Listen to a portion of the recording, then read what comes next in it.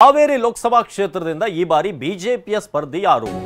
ಈ ಪ್ರಶ್ನೆಗೆ ಈಗ ಒಂದಷ್ಟು ಕ್ಲಾರಿಟಿ ಸಿಗೋ ಅಂತ ವಿಚಾರಗಳು. ಯಾಕಂದ್ರೆ ಈಶ್ವರಪ್ಪ ನಿರಂತರವಾಗಿ ಪ್ರಯತ್ನ ಪಡ್ತಿದ್ದಾರೆ ಪುತ್ರನಿಗೆ ಟಿಕೆಟ್ ಅನ್ನು ಕೊಡಿಸಬೇಕು ಅಂತ ಕಾಂತೇಶ್ಗೆ.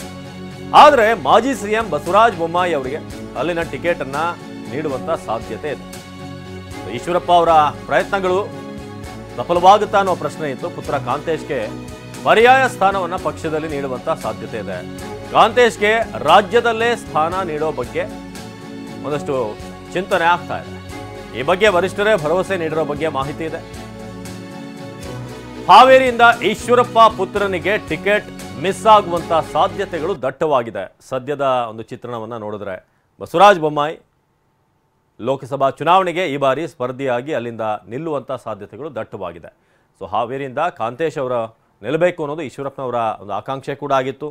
ಮೊನ್ನೆಯಷ್ಟೇ BS ಯಡಿಯೂರಪ್ಪ ಅವರು ಕೂಡ ಹೇಳಿದರು, ಈಶ್ವರಪ್ಪನವರು ನನ್ನ ಜೊತೆ ಬಂದರೆ ನಾನೇ ಕರ್ಕೊಂಡು ಹೋಗಿ ಅಮಿತ್ ಶಾ ಅವರ ಮುಂದೆ ಕೂತು ಮಾತನಾಡಿಸ್ತೀನಿ ಟಿಕೆಟ್ ವಿಚಾರವಾಗಿ, ನನ್ನ ಕೈಲಿ ಏನು ಸಪೋರ್ಟ್ ಆಗುತ್ತೋ ಅದೆಲ್ಲವನ್ನೂ ಕೂಡ ನಾನು ಮಾಡ್ತೀನಿ ಅಂತ BSY ಹೇಳಿದರು. ಆದರೆ ಈಗ ಹೈಕಮಾಂಡ್ ಒಲವು ಬಸವರಾಜ ಬೊಮ್ಮಾಯಿ ಅವರ ಕಡೆಗೆ ಇರೋ ಹಾಗಿದೆ. ಸೊ ಕಾಂತೇಶ್ಗೆ ರಾಜ್ಯದಲ್ಲೇ ಸ್ಥಾನವನ್ನು ನೀಡೋ ಬಗ್ಗೆ ಈಗ ಚರ್ಚೆಗಳು ಆಗ್ತಾ ಇದೆ. ಸೊ ಈ ಬಗ್ಗೆ ವರಿಷ್ಠರೇ ಭರವಸೆ ನೀಡಿರೋ ಬಗ್ಗೆ ಮಾಹಿತಿ ಇದೆ.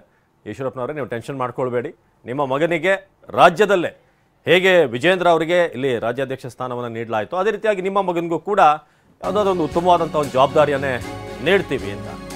ಇನ್ನು ಬೆಂಗಳೂರು ಉತ್ತರ ಕ್ಷೇತ್ರ ಕೂಡ ಸ್ವಲ್ಪ ಕಾಂಪಿಟೇಷನ್ ಇದೆ. 3ನೇ ಬಾರಿಗೆ ಟಿಕೆಟ್ ಆಕಾಂಕ್ಷಿ ಆಗಿರುವಂಥ ಸದಾನಂದ ಗೌಡ ವರಿಷ್ಠರ ಮುಂದೆ DVS ಹೆಸರನ್ನ ರಾಜ್ಯ ನಾಯಕರು ಪ್ರಸ್ತಾಪ ಮಾಡಿದ್ದಾರೆ.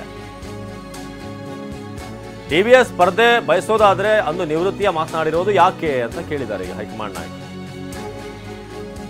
ಅವರು ಸ್ಪರ್ಧೆಯಿಂದ ಹಿಂದೆ ಸರಿಯುವಂತ ಮಾತುಗಳನ್ನು ಆಡಿದ್ರು. ಮತ್ತೆ ಯಾಕೆ ಅವರ ಹೆಸರು ಮುನ್ನೆಲೆಗೆ ಬರ್ತಾ ಇದೆ, ಏನು ರಾಜ್ಯದ ನಾಯಕರ ಜೊತೆಗೆ ಚರ್ಚೆ ಆಯಿತು. ನಂದೀಶ್ ರೆಡ್ಡಿ ಅಭ್ಯರ್ಥಿ ಆಗ್ತಾರಾ ಅನ್ನೋ ಬಗ್ಗೆ ಕೂಡ ಚರ್ಚೆ ಆಗಿದೆ. ಅಶೋಕ್ಗೆ ನೀವೇ ಅಭ್ಯರ್ಥಿ ಆದ್ರೆ ಹೇಮರಾಜ್ ಕೇಜ್ ಕಲ್ಚರ್ ಮೀನು ಕೃಷಿಯಲ್ಲಿ 1 ಕೆಜಿನಿಂದ 3.5 ಲಕ್ಷ ಗಳಿಸ್ತಿದ್ದಾರೆ. ನೀವು ಕೂಡ ಅವರಿಂದ ಕಲಿಬೇಕಾ?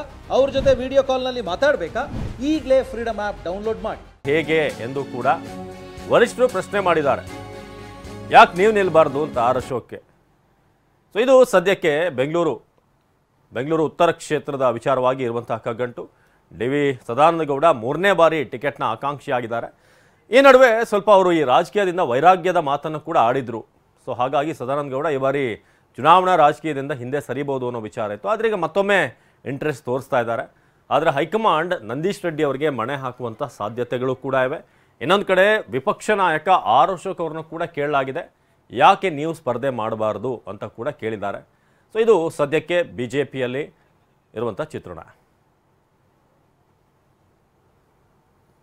ಕೇಳಿದರೆ ಬೆಂಗಳೂರಿಗೆ ನೀರು ಬಿಡ್ತಾ ಇದ್ದೀರಿ ಅಂತ ನನಗನ್ಸ್ತತೆ. ಇದರಲ್ಲೂ ಹಿಂದೆನೂ ಕೂಡ ಅವ್ರು ನೀರು ಬಿಟ್ಟಾಗ ನಾವು ಬಿಟ್ಟೇ ಇಲ್ಲ ಅಂತ ಹಲವಾರು ರೈತರು ಹೋಗಿ ನದಿಯಲ್ಲಿ ನಿಂತು ತೋರಿಸ್ದಾಗೆ. ಇನ್ನು ಬಿಜೆಪಿ ಕ್ಯಾಂಪ್ನಲ್ಲಿ ಮತ್ತೊಂದು ಬಹಳ ಚರ್ಚೆಯಲ್ಲಿರುವಂತಹ ಕ್ಷೇತ್ರ ಅಂತ ಅಂದ್ರೆ ಅದು ಉಡುಪಿ ಚಿಕ್ಕಮಗಳೂರು. ಶೋಭಾ ಕರಂದ್ಲಾಜೆ ಅವರ ಕ್ಷೇತ್ರ. ಮತ್ತೊಮ್ಮೆ ಅವರು ಟಿಕೆಟ್ನ ನಿರೀಕ್ಷೆಯಲ್ಲಿದ್ದಾರೆ ಅದೇ ಕ್ಷೇತ್ರದಲ್ಲಿ. ಆದರೆ CEC ಸಭೆಯಲ್ಲಿ ಚಿಕ್ಕಮಗಳೂರು ಕ್ಷೇತ್ರದ ಬಗ್ಗೆ ಕೂಡ ಚರ್ಚೆ ಆಗಿದೆ. ಬೆಂಗಳೂರು ಉತ್ತರ ಕ್ಷೇತ್ರಕ್ಕೆ ಶೋಭಾ ಕರಂದ್ಲಾಜೆ ಅವರನ್ನ ಶಿಫ್ಟ್ ಮಾಡುವಂತ ಒಂದು ಯೋಚನೆ ಕೂಡ ಇದೆ.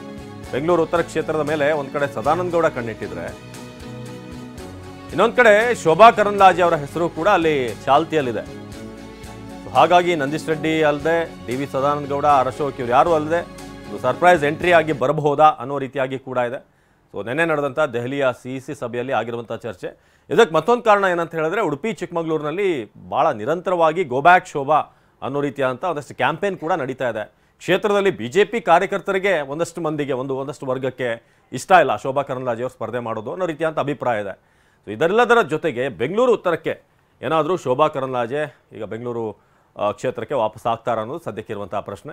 ಚಿಕ್ಕಮಗಳೂರು ಉಡುಪಿ ಕ್ಷೇತ್ರದ ಸಂಸದೆ ಆಗಿರುವಂತಹ ಶೋಭಾ ಕರಂದ್ಲಾಜೆ ಅವರ ಕ್ಷೇತ್ರ ಬದಲಾಗಬಹುದು ಅನ್ನೋ ಬಗ್ಗೆ ಕೂಡ ಈಗ ಚರ್ಚೆಗಳಾಗ್ತಾ ಇದೆ. ಸೊ 3ನೇ ಬಾರಿ ಟಿಕೆಟ್ ಆಕಾಂಕ್ಷಿ ಆಗಿರುವಂತಹ ಸದಾನಂದ ಗೌಡ, ಹಾಗೇನೆ ನಂದೀಶ್ ರೆಡ್ಡಿ ಹೆಸರು ಕೂಡ ಚಾಲ್ತಿಯಲ್ಲಿದೆ. ಇದರ ಜೊತೆಗೆ ಈಗ ಶೋಭಾ ಕರಂದ್ಲಾಜೆ ಅವರ ಬಗ್ಗೆ ಕೂಡ ಚಿಂತನೆ ನಡೆಸ್ತಾ ಇದೆ ಬಿಜೆಪಿ ಹೈಕಮಾಂಡ್.